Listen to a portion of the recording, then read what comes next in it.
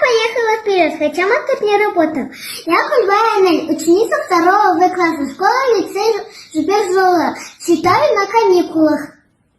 Книга автора Валентин Постников. «Мармеладная бабушка». Книга, которую я взяла в школьной библиотеке. Книга очень интересная и веселая.